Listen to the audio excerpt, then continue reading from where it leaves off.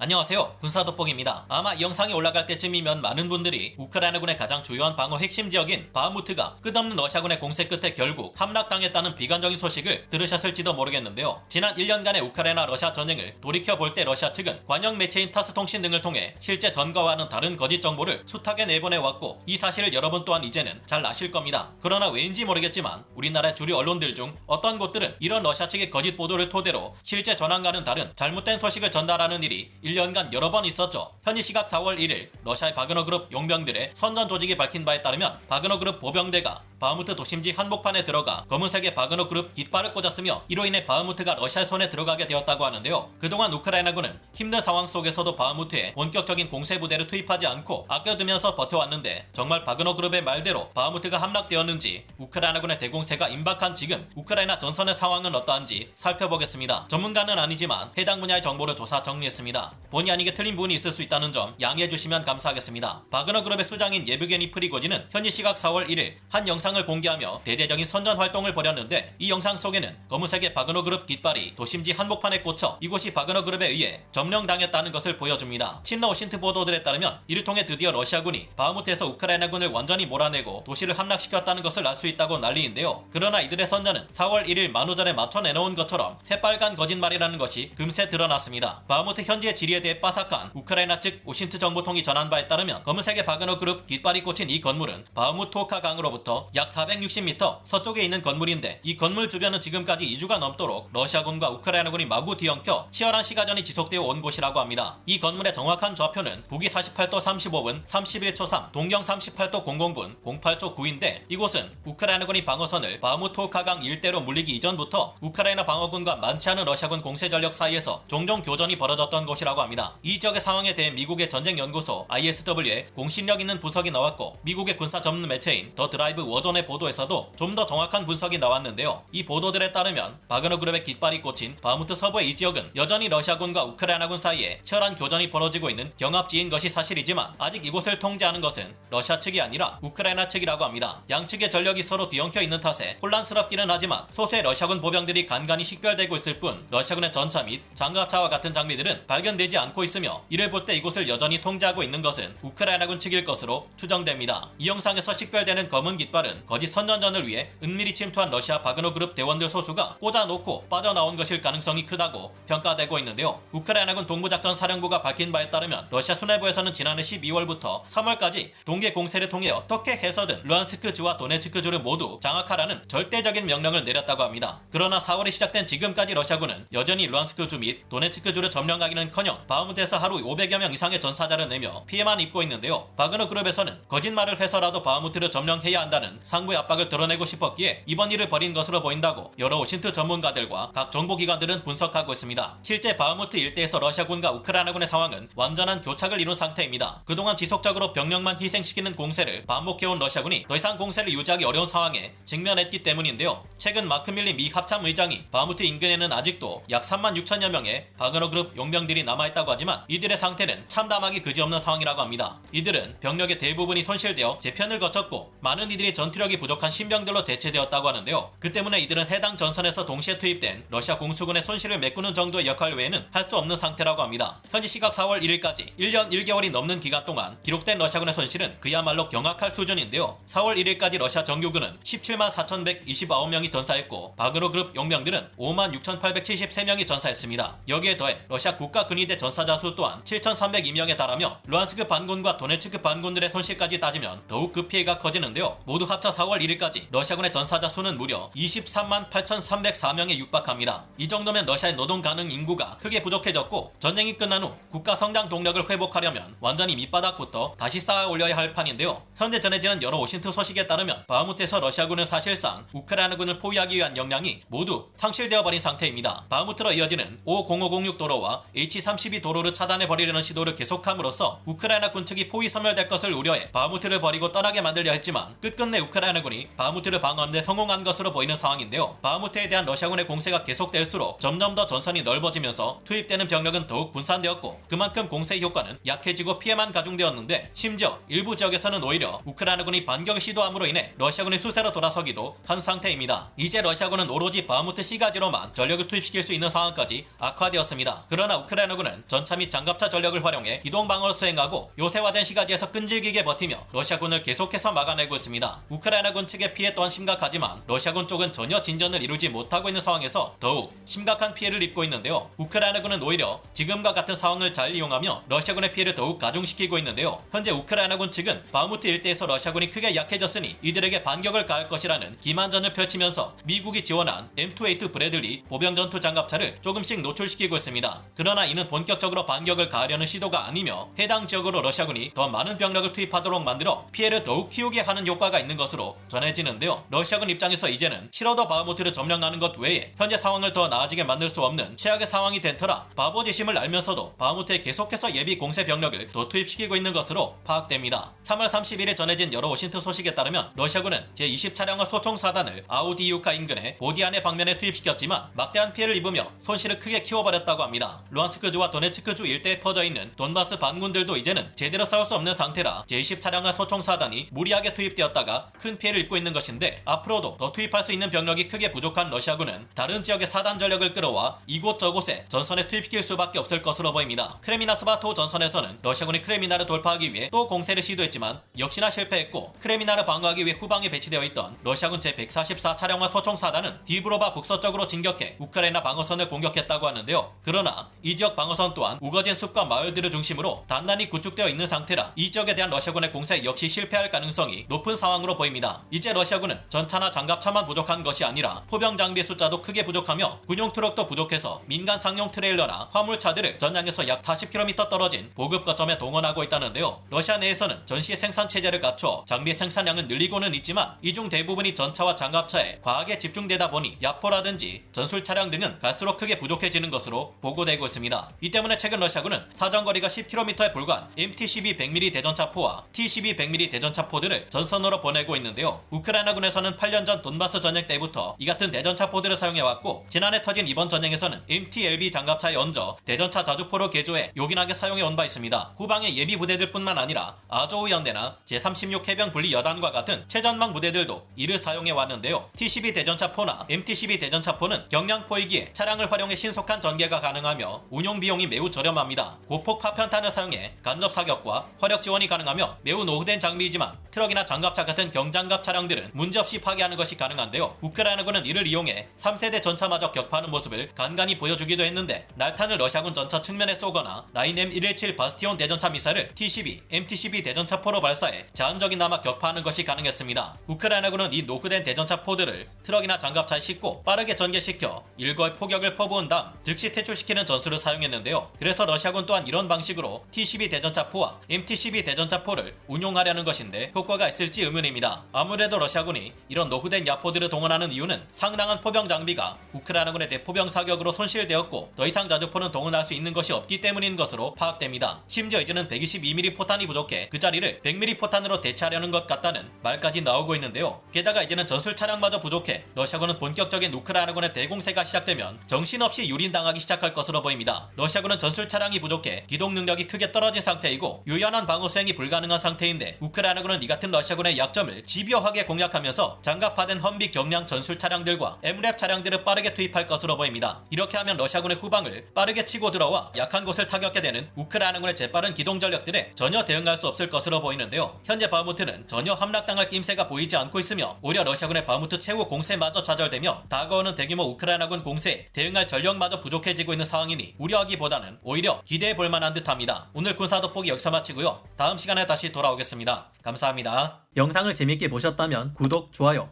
알림 설정 부탁드리겠습니다.